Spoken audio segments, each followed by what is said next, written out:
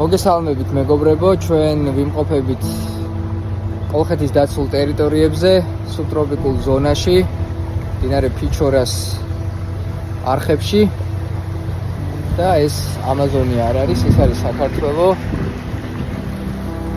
და ჩვენ გიმზადებთ ძალიან საინტერესო ფილმს, რომელსაც უკვე შეიძლება უწოდოთ სპეციალური გამოშვება და რომელსაც ძალიან მალე